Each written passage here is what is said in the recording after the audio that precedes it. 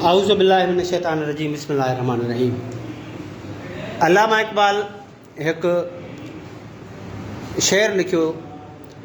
अल्लामा इक़बाल जा काफ़ी पसंदीदा शेर आहिनि, पर हिकिड़ो शेर आहे जेको आहे त सिर्फ़ु 2 सिटनि जो पर लाजवाब आहे।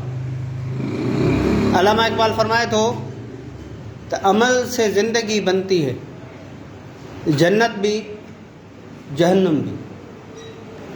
अमल सुठो रखो, जहिड़ो तव्हांजो अमल सुठो हूंदो, जहिड़ो तव्हांजो किरदारु सुठो हूंदो, ओतिरी तव्हांखे कामयाबी हासिलु थींदी। आख़िरत जी कामयाबी जे लाइ बि त हर को कोशिशि हूंदो आहे, पर दुनिया जूं कामयाबी बि हासिलु थींदी। 6 क्लास में अॼु पंहिंजी एक्टिविटी आहे। जीअं त पाण पहिरियों बैत हमद पढ़ी चुका आहियूं ऐं ॿिए सबक़ पोहरे जी अज़मत उन जी बि सरगर्मी आहे।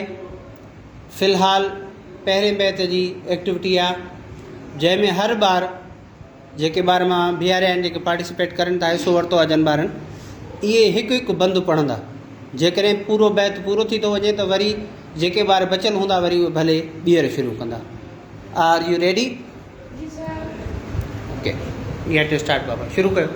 अवल अला अलीम आला आलिम जो धनी कादिर पंहिंजी कुदरत सी कायम आहे कदीम वाली वाहिद वहदहू राज़िक़ रब रहीम सो सारा सचो धनी चए हमद हकीम करे पाण करीम जोड़ू जोड़दार वादहू ला शरीक लो जरे चो जन तन मन मोहम्मद कारन हेजा साण हिय तॾहिं मझा तन तकड़ न कयो। जेकी तव्हांजा उचार आहिनि उहे तलफ़ुज़ात उहे पका हुजनि। तॾहिं मझा तन ओतड़ कोन ओलियो, ॾाढो ज़बरदस्त। वादहू ला शरीक लो एवी आहे जगी कटी जे आराई हंध तो जो ई पाण चवंदे पीउ भरे जाम जन्नत। हिन खे ॿुधायो, विसरी वियो अथसि।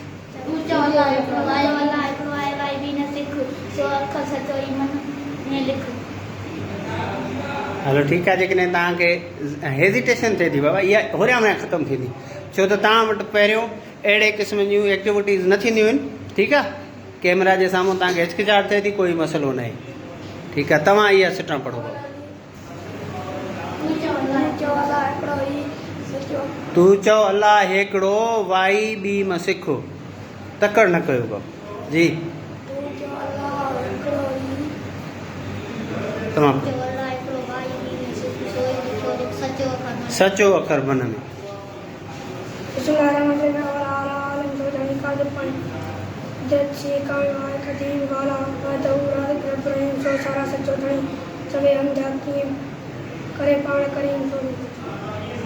ठीकु आहे, के तलफ़ुज़ात सही न आहिनि, इहे इनशाला तो तव्हांखे तयारी बि करवाईंदासीं। तव्हां बि थोरो ख़्यालु कयो त साफ़ सुथरो पढ़ो।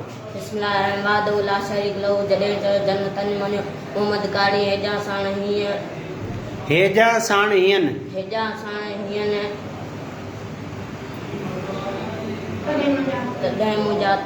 तॾहिं मझा तन ओतड़ कोन ओलियो। ठीकु आहे, सुठो आहे। हेज़िटेशन थिए थी, फस्ट टाइम आहे। इनशाला तव्हांखे अहिड़े क़िस्म जूं सरगर्मियूं करवाईंदासीं त जीअं तव्हांजी जेकी घबराहट, कैमरा जे साम्हूं जेकी घबराहट आहे, इहा ख़तमु थी वञे। पोइ बि तमामु सुठो तव्हां परफॉर्म कयो। इन्हनि ॿारनि जे लाइ क्लैपिंग कयो, इन्हनि जी हौसला अफ़ज़ाई कयो।